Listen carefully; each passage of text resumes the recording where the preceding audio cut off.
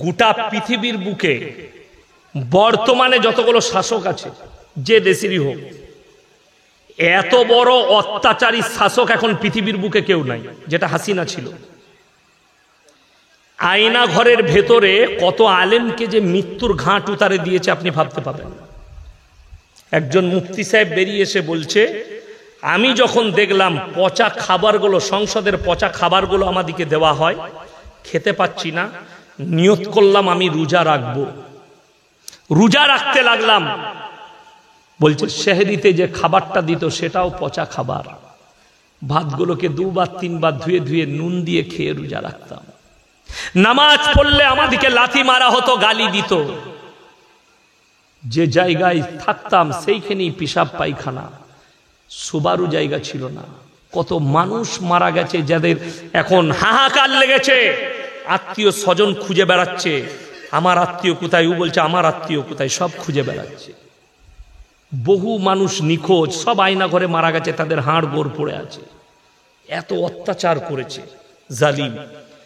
আমির হামজা বলে একটা বক্তা আছে, তাকে জিজ্ঞেস করুন কি অত্যাচার করেছে। আপনার আল্লামা মামুনুল হককে জিজ্ঞেস করুন কি অত্যাচার করেছে।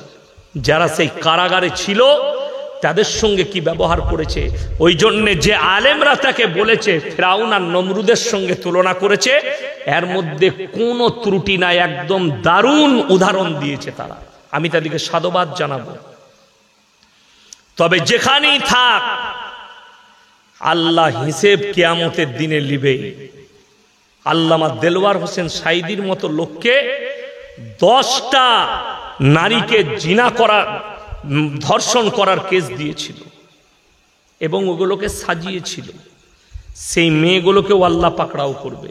আপনারা কি মনে করছেন আরজি করে যে মেয়েটা ধর্ষিতা হয়ে মারা গেছে, এর বিচার যদি কোর্ট করুক আর না করুক, আল্লাহর কসম আল্লাহর ঘরে বিচার হবে, আল্লাহর ঘরে বিচার হবে, রেহাই নাই। আসিফা বলে একটা মেয়েকে মন্দিরের ভেতরে ধর্ষণ করা হয়েছিল কয়েক বছর আগে, বাচ্চা ছেলে। 10 দিন তাকে রেপ করা হয়েছে, মারা গেছে, মার্ডার করে দেওয়া হয়েছে। এর বিচার কোর্ট করতে পারুক আর না পারুক, এতে কোনো যায় আসে না। আল্লাহর কসম আমার আল্লাহ বিচার করবেন, আর আল্লাহর বিচার কঠিন বিচার হবে, সহজ নয়। আর হাসিনারও বিচার আল্লাহ করবে। এত বড় জালিম ছিল। আমি তাকে মুসলমানই ভাবি না, কেউ যদি মুসলমান ভাবেন তার ক্ষতি হবে। বাংলাদেশের ভণ্ড জিকির নিয়েও মাজার নিয়ে কিছু বলুন। দেখুন, বাংলাদেশে কয়েকটা মাজার ভেঙেছে, এতে দুঃখের কিছু নেই, দুঃখের কিছু নেই। আমি একটা দলিল দিই, যদি আপনাদের কারোর ইচ্ছা থাকে, আমি দাওয়াত দিয়ে যাচ্ছি, আসা যাওয়ার খরচা দিয়ে দেবো। সলম মোড়ে চাপবেন বাসে, আমার মাদ্রাসার মোড়ে নামবেন। দুর্গাপুর আসানসোলগামী যে কোনো SBSTC ভলভো যেখানে চাপবেন, আমার মাদ্রাসার মোড়ে নামা হবে। একবারই হাইওয়ের ওপরে আমার মাদ্রাসা, দিল্লি রোডের ওপরে আমার গ্রাম। আপনি আসবেন, মেহমানখানায় রাখবো, আপনাকে দেখিয়ে দেবো। আমার এলাকায় নিয়ে গিয়ে একটা মাজার আছে, তাকে জিজ্ঞেস করলাম এখানে কোন হুজুর শুয়ে আছে। সে বলল কেউ নেই, পাথর চাবড়ি থেকে একটা মাটি এনে এখানে করেছি। মানে কিচ্ছু নেই। ভারতে 1 লক্ষ মাজার যদি থাকে, 95,000 মাজারে মাল নাই, ফাঁকা। মাঠে ঘাটে, রেল স্টেশনের ধারে, যেখানে সেখানে। আপনি বলুন তো, কোন সুস্থ মস্তিষ্কের মানুষ এরকম পৃথিবীতে আছে? আপনার গ্রামে যদি কোনো লোক মারা যায়, পুকুরটা যদি তার হয়, সে যদি বেটা দিকে বলে পুকুরের মধ্যেখানে আমাকে মাটি দিবি, দিবে? কথা বলে না, দিবে না। কেন? সে তারা মনে মনে ভাববে, আলেমদের সঙ্গে পরামর্শ নিবে, আমার আব্বা মরার সময় মাথা ঠিক ছিল না বলে বলেছে যে পুকুরে মাটি দিবি। বড় কষ্ট লাগে। কোন সুস্থ মস্তিষ্কের লোক হতে পারে যে ওই পানির মধ্যেখানে বোম্বেতে হাজি আলী বাবার মাজার করবে, কবর দিবে? ওইটাও ফাঁকা, বাজার চালাচ্ছে। হাজি আলী বাবা বলে কেউ ছিলেন, কোথায় মারা গেছে কেউ, আল্লাহ ছাড়া কেউ জানে না তিনার কোথায় কবর আছে। কিন্তু কিছু ভণ্ড ওই পানিতে মাজার করে বাজার চালাচ্ছে, তারপর সরকার ওখান থেকে টাকা পাচ্ছে। কোনো অসুবিধা নাই মাজারে। যারা মাজার ভেঙেছে ভালো কাজ করেছে। বাংলাদেশে আলেমদের জেলখানায় কত নির্যাতন করতো হাসিনা, এই বিষয়ে কিছু দেখুন। আমি আগেই বলে দিলাম, শুধু আলেমদের নয়, তার বিরুদ্ধে যেই কথা বলতো তার উপরে নির্যাতন চলতো। আমি তো বাংলাদেশে যেতে পারি না, এখন দাওয়াত আসছে, আমার সঙ্গে বাংলাদেশের একজন বক্তা এসছেন, মেদিনীপুরে জলসা করলে, এখন নিয়ে গিয়ে কলকাতায় ছাড়বে। উনি শুধু আমাকে ইনভাইট করতে এসছেন, কিন্তু আমাদের বাপ বেটার একটা গুণ আছে, আমাকে যদি এখন বাংলাদেশের লোক বলে 2 লক্ষ টাকা দেবো, যাব না। কারুর ডেট কেটে আমি কেউ কি ডেট দেবো না, আমার ডেট বুক হয়ে আছে একবারই ফেব্রুয়ারি পর্যন্ত, ডেট একটাও কেউ কি দিতে পারবো না। আজকেই একজন ফোন করেছিল ঢাকা থেকে, একটা ডেট কেটে দেন। আমি বললাম যদি ডেট কেটে দিই আপনি টাকা পাঠাবেন, আবার আমার কোনো কাছের লোক ফোন করলে আপনারটা কেটে তাকে দিয়ে দেবো। আমি ওই শ্রেণীর বক্তা লয়, যারা আমাকে দাওয়াত দিয়েছে আগে তাদের আমি। তারপরে বাংলাদেশে যাওয়াটা আমার জন্য ফরজ লয়, জরুরি লয়, যেদিন আল্লাহ সুযোগ দিবে যাব। 2025 সালের ডেট যারা নিবে বাংলাদেশের মানুষ, আমি দিতে রাজি আছি, কিন্তু এই বছরে ফেব্রুয়ারি 25 সালের ফেব্রুয়ারি পর্যন্ত একটাও ডেট নাই, খালি আমি দিতে পারবো না, ক্ষমা প্রার্থী। তাই বাংলাদেশ থেকে অনেক মানুষ ফোন করছে আমাকে, আমার পিএকে, আমি তাদেরকে অনুরোধ করব যদি আমার ভিডিও পেয়ে থাকেন, বার্তা পেয়ে থাকেন, 25 সালের জন্য ডেট নেবেন। এই বছরের ডেটের জন্য কেউ অনুরোধ করে ফোন করে জ্বালাবেন না।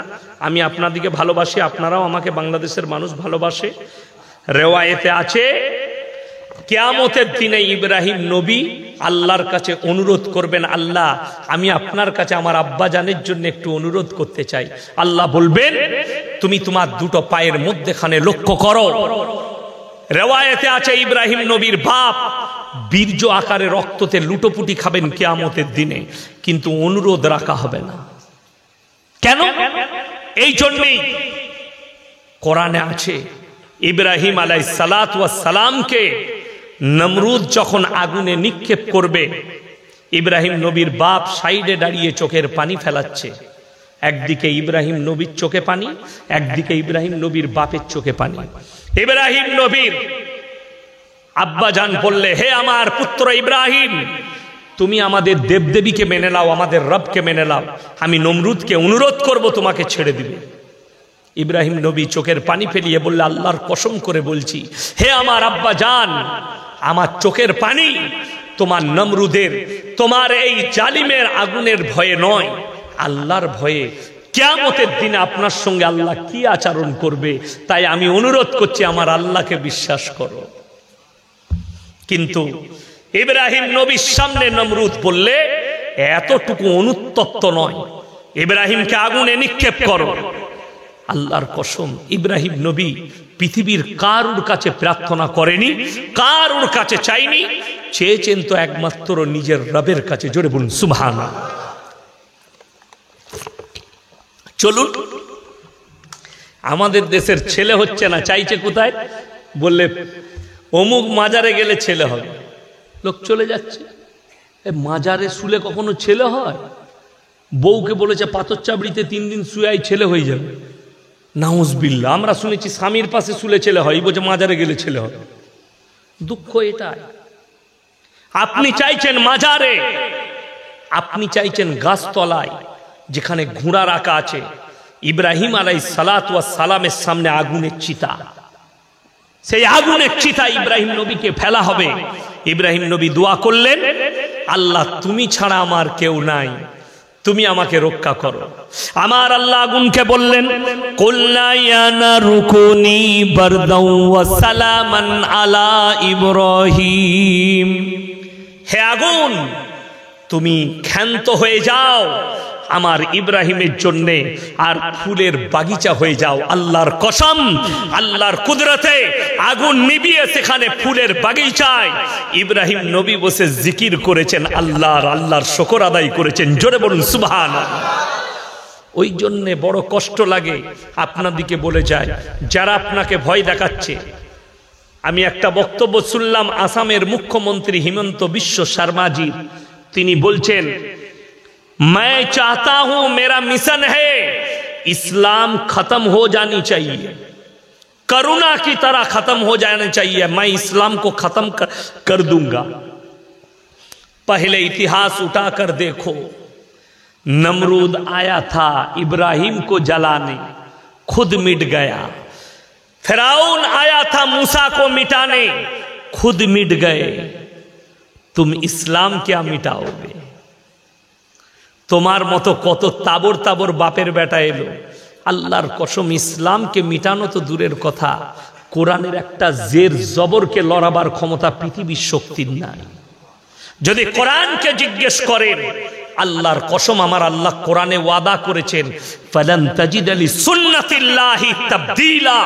আপনি যদি কোরআনকে বিশ্বাস করেন, আল্লাহ কোরআনে বললেন গোটা পৃথিবীর শক্তি হে রাসূল একদিকে যদি দাঁড়িয়ে যায়, গোটা পরমাণু শক্তিধর দেশ যদি একদিকে দাঁড়িয়ে যায়, কিয়ামতের সকাল পর্যন্ত আমি আল্লাহ না চাইলে আমার কোরআনের একটা জের জবরকে পরিবর্তন করার ক্ষমতা পৃথিবীর কোনো শক্তির নাই। জোরে বলুন সুবহানাল্লাহ। শুধু তাই নয়, যারা কোরআনকে মিটাবার স্বপ্ন দেখছে, কোরআনকে মিটিয়ে দেব, হে মুসলমান আপনি ঈমানকে মজবুত করুন। আমি কি বললাম?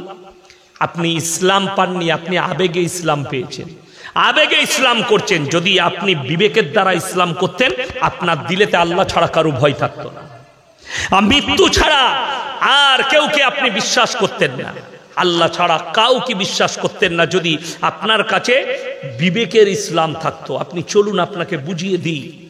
আমার ভাই, আল্লাহ রাব্বুল আলামিন নিজে ওয়াদা করেছেন, ইন্না নাহনু নাযালনা যিকরা ওয়া ইন্না লাহুল হাফিজুন। আমি এই আল্লাহ কোরআনকে অবতীর্ণ করেছি আর এর হেফাজতের দায়িত্ব আমি আল্লাহ নিজে নিয়েছি। আপনি ভাবছেন জুজদানে লেপটি আমি আলমারিতে কোরআনটাকে রেখেছি, আমি হেফাজত করছি। আপনি ভাবছেন মসজিদে কোরআন রেখেছি, আমি হেফাজত করে রেখেছি আলমারিতে। না, ওই জুজদানের ভেতরে কোরআন হেফাজতে নেই, ওই লেখার মধ্যে হেফাজতে নেই। কেন? আল্লাহ রাসূল সাল্লাল্লাহু আলাইহি সাল্লামের হাদিস যে কিয়ামতের পূর্বে আল্লাহ তাআলা কোরআনের আয়াতগুলো তুলে নেবেন, এই কাগজগুলো সব সাদা হয়ে যাবে। জোরে বলুন সুবহানাল্লাহ। আল্লাহ ইচ্ছা করবেন তখন, কিয়ামতের পূর্বে। তার আগে শুনেলেন, এই দেশে 200 বৎসর রাজত্ব করেছে ইংরেজের বাচ্চারা।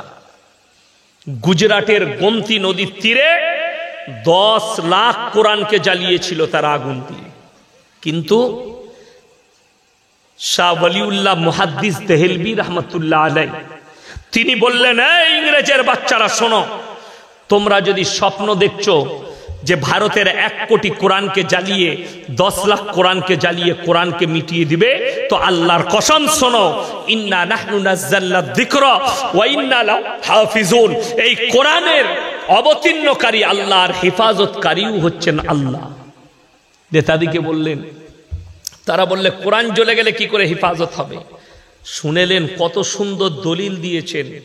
একটা মাদ্রাসা তালবিল ইলম, একটা হাফিজে কোরআন, সেই 10 বছরের বাচ্চার সিনেতে 30 পারা কোরআনকে আল্লাহ গেঁথে দিয়েছে। একটা হাফিজে কোরআন যদি জিন্দা থাকে, পৃথিবীতে 100 কোটি কোরআন ছেপে চলে আসবে। জোরে একবার বলুন নারায়ে তাকবীর, নারায়ে তাকবীর। ইসলামকে মিটানোর ভয় আপনাকে যে দেখাচ্ছে, সে ভুয়ো দেখাচ্ছে, ভুয়ো। আপনি জানেন ফাঁকা কলসি বাজে বেশি? ফাঁকা কলসি বাজে না বাজে না?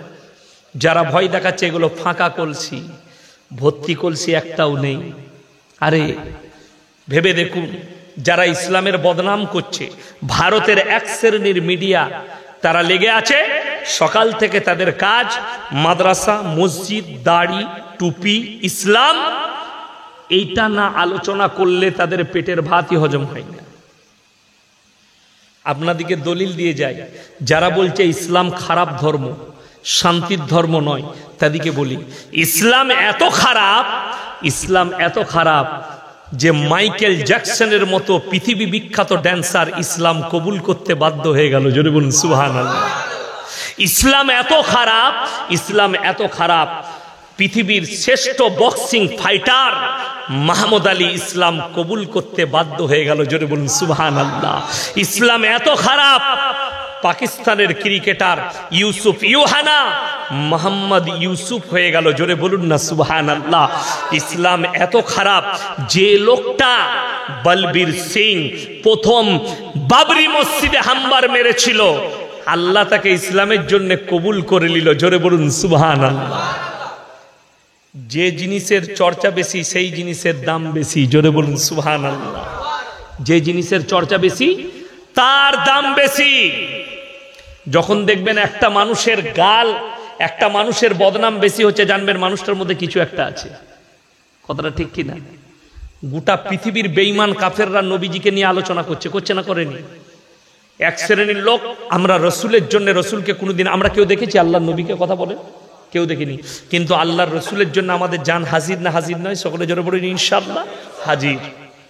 আমরা আল্লাহকে কেউ দেখিনি, কিন্তু আমরা আল্লাহর কাছে গিয়ে সিজদা করছি। জোরে বলুন সুবহানাল্লাহ। এইটাই তো বিশ্বাস। কোরআনে আছে আল্লাযীনা ইউমিনুনা বিল গায়ব, না দেখে আল্লাহকে বিশ্বাসের নাম হচ্ছে ঈমান। আল্লাহকে দেখার প্রয়োজন নাই, না দেখে বিশ্বাস করেছেন, এটাই ঈমান। না দেখে সিজদা করেছেন, এটাই ঈমান। এখানে হাজী সাহেব কে আছেন? হাত তুলেন। হাজী সাহেব কেউ নেই? একটাও নেই হাজী সাহেব? উমরা করতে কেউ গেছেন? হাত তুলেন। নেই। আপনার এলাকায়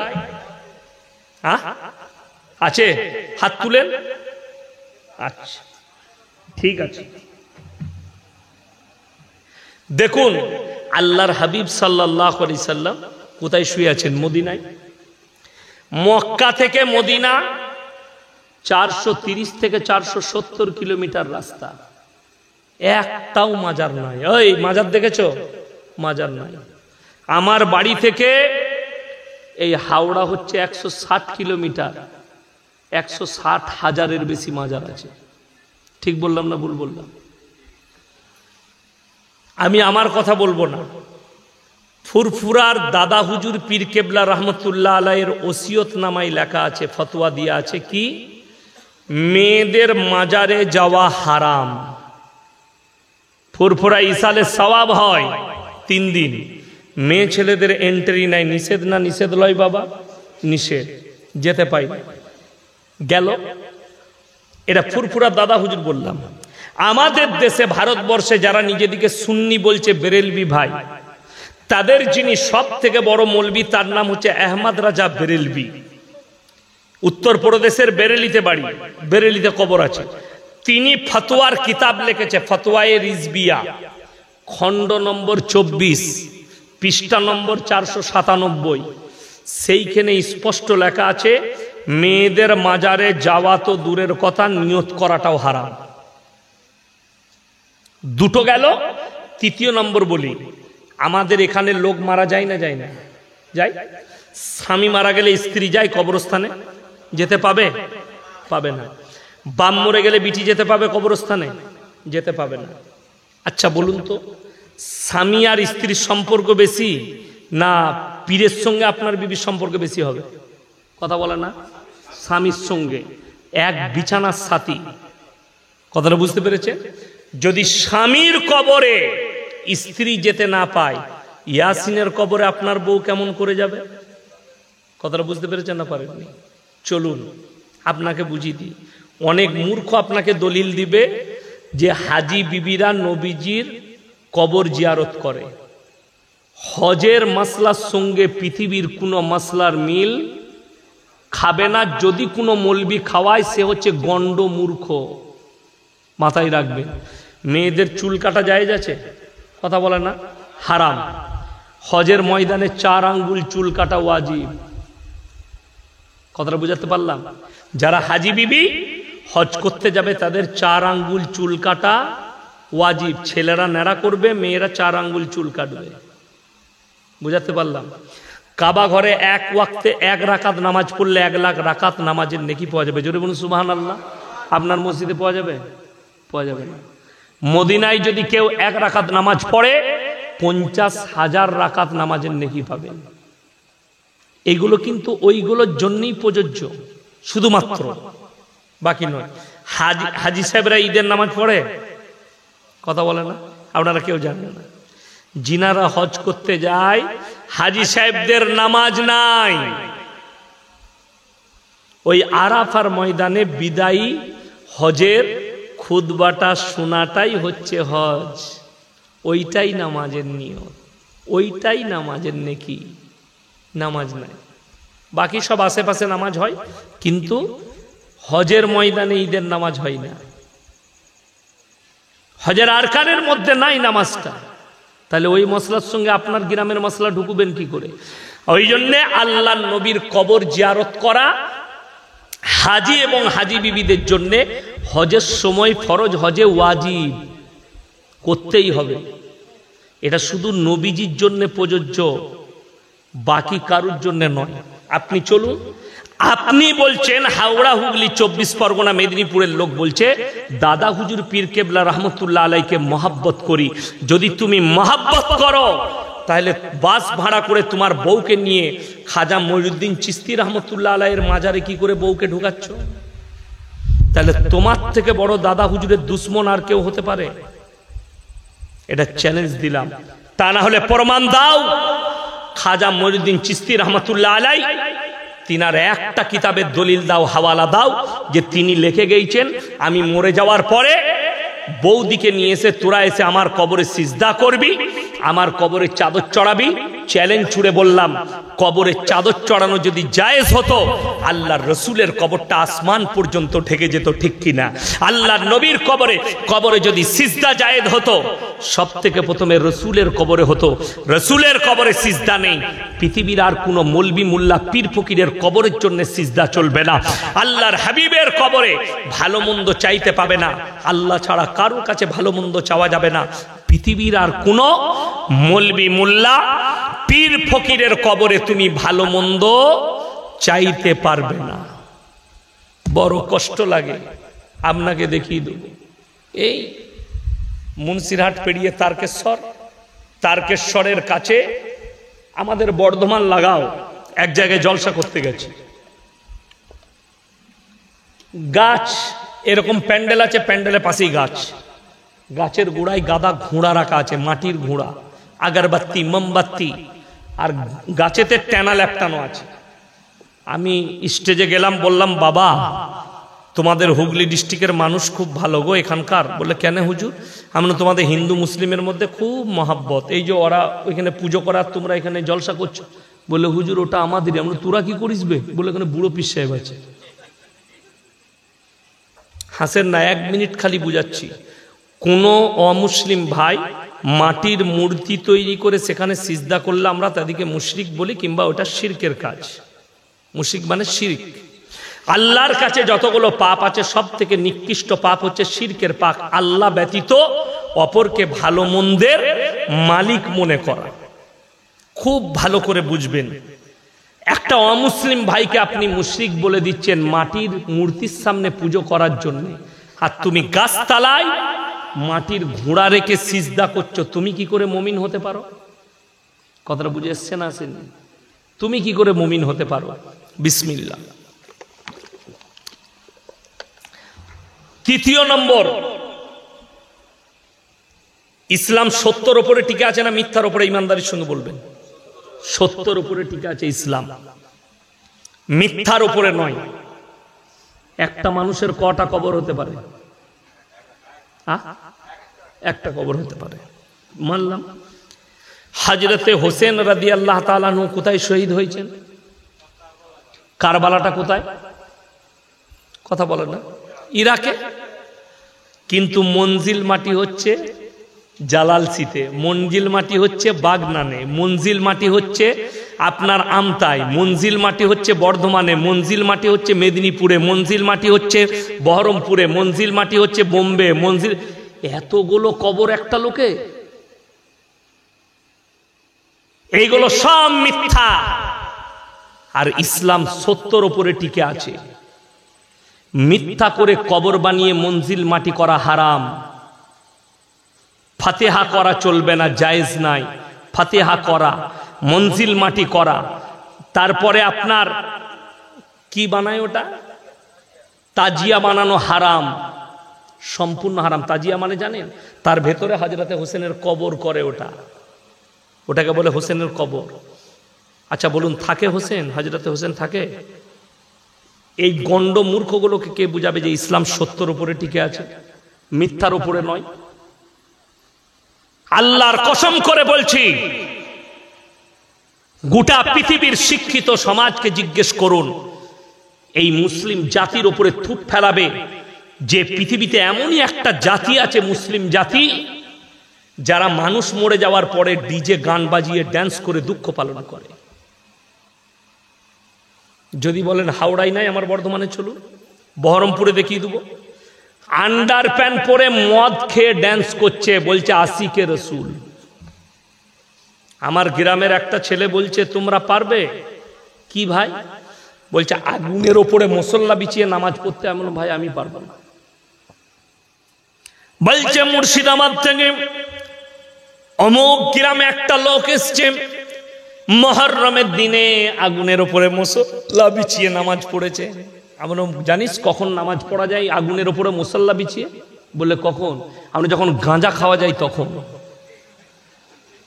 হ্যাঁ, বাস্তব, আপনাদের জানা নেই। আমি ইয়াসিন যদি আপনাদিকে বলি যে আমি একজন আল্লাহওয়ালা লোক, তো তোমাদিকে প্রমাণ দেবো আমি কেমন আল্লাহওয়ালা দিয়ে যদি এই কারেন্টের তারটা আমি বলি যে আমি ছুবো, আমাকে শর্ট মারবে না। ও চিনে যে এটা ইয়াসিন হুজুর। ওর সিফাত, সিফাত মানে হচ্ছে চরিত্র, ওর চরিত্র হচ্ছে শর্ট মারা, ঠিক কিনা? ওর চরিত্র শর্ট মারা। আর সাপের গর্তে যদি কেউ বিসমিল্লাহ বলে হাত ভরে, সাপ চুমু খাবে না কামড়াবে? কামড়ি দিবে। শুনবেন মুসলমানদের গজল, 24 পরগনার একটা মেয়ে গজল পড়ছে, বিসমিল্লাহ বলে গিলাস তোলে গালে ঢেলে নিল, বিসমিল্লাহর ওসিলাই বিষ পানি হয়ে গেল। এ কবরে কি মার খাবে তা আল্লাহ ছাড়া কেউ জানে না। আচ্ছা, জেনে শুনে এটা যদি আপনাদের কমিটির ছেলে পানি দিয়েছে না দেয়নি, যদি আমাকে বলে হুজুর এটা বিষ মিশানো আছে, এটা জেনে শুনে আমার পান করা যাবে? যাবে না। হ্যাঁ, গজলের কলিটা যদি এরকম হতো, ভুলবশত পানি মনে করে বিষ পান করেছে, বিসমিল্লাহ বলার কারণে বিষ পানি হয়ে গেছে, বিসমিল্লাহর বরকতটা মানা যেত। জেনে শুনে বিষ পান করাটাই হারাম, আত্মহত্যা করা ইসলামী শরীয়তে হারাম। আপনাদিকে বুঝিয়ে দিই, যদি বলে বিসমিল্লাহর ওসিলায়, আর আমি যদি বিসমিল্লাহ বলে হাত ভরি সাপের গর্তয়, যে গজলটা পড়েছে তাকে নিয়ে আসুন, আমি একটা কেলে সাপের গর্তয় হাত ভরা করাবো তাকে বিসমিল্লাহ বলে, দেখি তোর কত বরকত। দেখবেন পটল তুলে দিয়েছে, কেন? সাপ তো চিনে না। আরে মূর্খ, শোনো, ওই জন্য ইলম কালাম হাসিল করতে হয়। সব থেকে বড় জিনিস দুর্নীতি চলে 24 পরগনা হাওড়ায়। বড় বড় মেয়েদিকে নিয়ে এসে স্টেজে গজল গাওয়া করায় হারাম, শরীয়ত সম্মত। যারা গজল শুনবে তারা তাকিয়ে দেখলে তাদের মনে জিনা জাগলে ওই মেয়েটাও পাপী হবে, এবং যারা গজল শুনছে তারাও পাপী। বালিগা মেয়ে তাকে স্টেজে নিয়ে এসে গজল পড়ানো হারাম, এবং ওই সমস্ত প্রোগ্রামগুলো হারাম প্রোগ্রাম। যারা করবে তারা সব পাপী, জিনা করার সমান পাপ হবে। আপনার জানা নেই হযরতে আবু বকর সিদ্দিক রাদিয়াল্লাহু তাআলা আনহু, সিদ্দিক মানে হচ্ছে সত্যবাদী, জোরে বলুন সুবহানাল্লাহ। এই সিদ্দিক নামটা আল্লাহ নবী দিয়েছিলেন আবু বকরকে। তুমি শুধু আবু বকর নও, তুমি আবু বকর সিদ্দিক মানে সত্যবাদী। হযরতে আবু বকর রাদিয়াল্লাহু তাআলা আনহু যখন হিজরত করে চলে যাচ্ছেন, গুহার মধ্যে ডান রানে নবীজি মাথাটা রেখে ঘুমাচ্ছেন, আর হযরতে আবু বকর নিজের রুমালটা ছিঁড়ে ছিঁড়ে গুহার ছিদ্রগুলো বন্ধ করছেন। এমন অবস্থায় একটা বিষধর সাপ হযরতে আবু বকরকে ছোবল মেরেছে। যে সাপ হযরতে আবু বকরকে চিনতে পারেনি, সেই সাপ ইয়াসিনকে চিনবে? বড় কষ্ট লাগে। যারা মুহররমের নামে বুক চিরে পিঠ চিরে, তারা শুনেলেন কিয়ামতের দিনে এই অঙ্গ চিরার কারণে আল্লাহর কসম আল্লাহর কাছে হিসেব দিতে পারবে না। অঙ্গকে বিকৃত করার কারণে আল্লাহর কাছে হিসেব দিতে পারবে না, হারাম। আল্লাহর কাছে হিসেব লাগবে আপনাকে। আপনি প্রাণের কষ্ট দিতে পারেন না। অনেক যুবকরা শুনেলেন বউয়ের সাথে ঝগড়া হলে ভাত খাই না, ঠিক কি না? কথা বলে না, আমি আর ভাত খাবো না, দিয়ে সারাদিন খেলো না, সারাত খেলো না। তোমার নফসের যদি কষ্ট হয়, সেই কষ্টর পাপের ফল আল্লাহর কাছে তোমাকে হিসেব দিতে হবে। ওই জন্য রাগারাগি হয়েছে, খেয়ে নাও, ভাত খেয়ে নাও, অসুবিধা নাই। রাগ কার হয় না, ঠোকাঠুকি কার হয় না? রাগ করে প্রাণের কষ্ট দিয়েন না, কার উপরে রাগ করে পেটকে, নিজের নফসকে কষ্ট দিবেন না। আমাদের ছেলেরা সব থেকে বেশি কষ্ট দেয় ওই যে কি বললেন, বাপের ভালোবাসা বুঝতে পারে নাই, মায়ের ভালোবাসা বুঝতে পারে নাই। ওই আমতা বাস স্ট্যান্ডে একজন খালি আই লাভ ইউ বলে দিয়েছে হারাম করে, তারপরের দিন বুকে চিড়ে তার নামটা লিখেছে দীপালি। ভালোবাসে, আমি ওকে ছাড়া থাকতে পারবো না। হারাম খোর। ফিল্মের কোন আর্টিস্টরা বুকে নাম লিখেছে, পিঠে নাম লিখেছে, ওটা স্টিকার খেপা। যারা শরীরে চিরাচিরি করে, কোরআন শোনাচ্ছি আপনাদিকে, এরপরে কোরআন শুনেলেন, ফামানি তুর্র গায়র বাগিন ওয়ালা আদিন ফালা ইসমা আলাইহি। মারাত্মক উপদেশ আল্লাহর। মানুষের প্রাণের আল্লাহ এতটা মূল্য দিয়েছেন, ওই জন্য তো আত্মহত্যা করা হারাম নবীজি বলেছেন। নবীজি জানাজার নামাজ পড়াননি, একজন আত্মহত্যা করেছিল, তার জানাজার নামাজ আল্লাহর হাবিব সাল্লাল্লাহু আলাইহি সাল্লাম পড়াননি, কিন্তু পড়াতে নিষেধও করেননি। কথাটা বুঝতে পেরেছেন না পারেননি? এখন আপনারা বলবেন নবীজি পড়াননি, তাইলে আমরাও আর পড়বো না। না, নবীজি নামাজ পড়াননি, কিন্তু কেউ কি নিষেধ করেননি। তার মানে শুনেলেন, আত্মহত্যার কোয়ালিটি আছে। কি আছে? কোয়ালিটি। কেউ যদি কেউ কি আত্মহত্যা করার জন্য বাধ্য করে, আর সে যদি ডিপ্রেশনে এসে আত্মহত্যা করে, তো সেই পাপগুলো সব ওদের উপরে যাবে।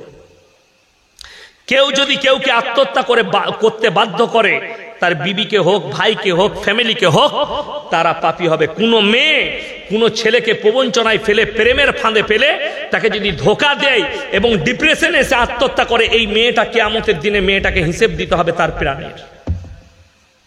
মাথায় রাখবেন, কোনো ছেলে যদি কোনো মেয়েকে প্রেমের ফাঁদে ফেলে, তার সঙ্গে জিনা করে, তাকে বিবাহ না করে যদি ছেড়ে দেয়, সেই মেয়ে যদি আত্মহত্যা করে মারা যায় না সহ্য করতে পেরে, এই পাপটা সমস্ত এই পুরুষটাকে, এই যুবকটাকে বহন করতে হবে কিয়ামতের দিনে। আমাদের দেশের লোক জানি না আল্লাহ প্রাণের কতটা মূল্য দিয়েছে। কি মূল্য? ওই জন্য শুনেলেন, ধর্ষণ করে কেউ যদি কেউ কি মারে, তার সাজা একমাত্র দিয়েছে ইসলামে মুন্ডু ছেদ। ধরটাকে আলাদা করে দাও। আমাকে যদি 24 ঘন্টার জন্য দেশের প্রধানমন্ত্রী করেন, যতগুলো দেশের ধর্ষক আছে জেলের কুঠরিতে, তাদের নো বিচার, রাস্তায় নিয়ে এসে মুন্ডু ছেদ। 24 ঘন্টার জন্য যদি আমাকে দেশের পিএম করেন, আমি চ্যালেঞ্জ ছুড়ে বললাম, 24 ঘন্টার ভেতরে যত চোর আছে হাতগুলো চুটিয়ে কেটে দেওয়া করাবো, এবং যত ধর্ষণকারী আছে কোনো মামলা নয়, বিচার নয়, নিয়ে এসো, রাস্তায় মুন্ডু ছেদ করে দাও। বস করিয়ে আম জনতার সামনে, যেন সবাই চোখে দেখতে পাই, যেন লাইভ হবে আর মুন্ডু ছেদ হচ্ছে, তবে ওই পাপটা যাবে।